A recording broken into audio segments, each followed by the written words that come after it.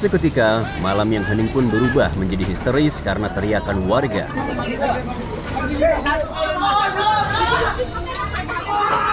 Kepanikan ini terjadi karena salah satu bangunan di pemukiman padat penduduk daerah Cililitan, Jakarta Timur terbakar.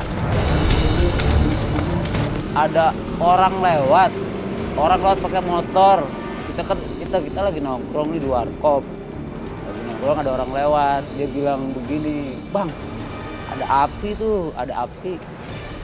Terus kita ngeliat nih di mana tuh, kira-kira 10 meter tuh di belakang. Tapi kita paling ngeliat tuh, mana ada api. Cuman ada merah-merah doang nih, belum gede ya. Merah-merah doang. Pas diselidikin anak-anak, oh bener tuh. Udah, anak-anak nyamper tuh, TKP. Udah nyamperin, lihat bener akhirnya ada api. Masuk diterima di 514-1. Taruna komandan. Kan ini diluncurkan terjadi JN65 Jalan SMA 14 RT 6 RW 4 Kelurahan Cililitan. Untuk informasi yang terbakar rumah itu apa nanam? Pananam, unit meluncur. Mendapat laporan tersebut, petugas damkar pos PGC sektor Kramat Jati langsung bergerak cepat. Unit dan personil segera disiapkan untuk segera meluncur ke TKP. Hambatannya satu, karena jalannya ya, aksesnya itu sempit. Karena yang kita pertama meluncurkan itu unit 4000 Mbak, yang agak besar, medium pressure. Dan kedua, setelah sampai TKP itu kerumunan warga. Tanpa menunggu lama, petugas damkar pun langsung melakukan identifikasi.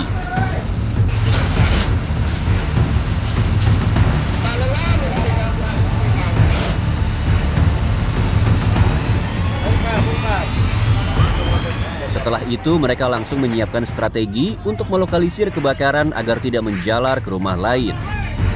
Saya sebagai KI di situ, saya langsung bikin mode penyerangan, 2 penyerangan untuk memblokir perambatan yang lebih luas lagi. Bayo, yuk. Penyebab kebakaran diduga akibat orang dengan gangguan jiwa bermain api di dalam rumah, yang kemudian langsung menyambar ke barang-barang yang mudah terbakar. Hal tersebut sampai membuat satu bangunan yang terdiri dari 4 bagian itu terbakar di lahap si jago merah.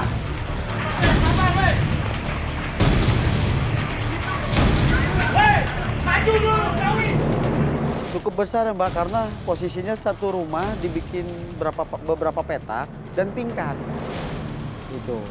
Dan itu membakar tiang listrik kanan kirinya. Dan ya warga panik Mbak, karena apinya kan nyala-nyala tuh, api dari listrik itu kan.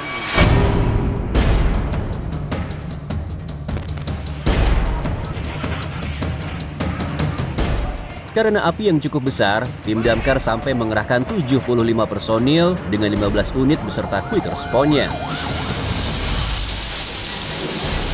Dengan kesigapan para petugas, akhirnya dalam kurun waktu yang tak cukup lama, area perambatan bisa langsung dilokalisir.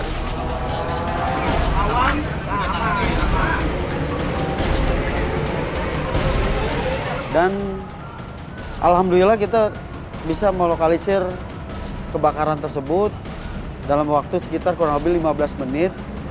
Dan untuk pemadamannya kita kurang lebih hampir sejam.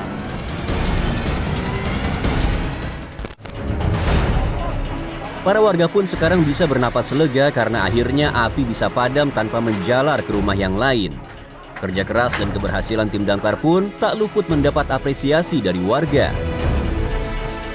Oh banget, kebantu banget, bagus pokoknya pemadam bagus. Untuk damkar pokoknya keren banget deh. Sekarang dia bukan untuk kebakaran doang loh, apa aja serba bisa dah, pokoknya salut dah, keren sama damkar. Untuk damkar terima kasih, kinerjanya bagus.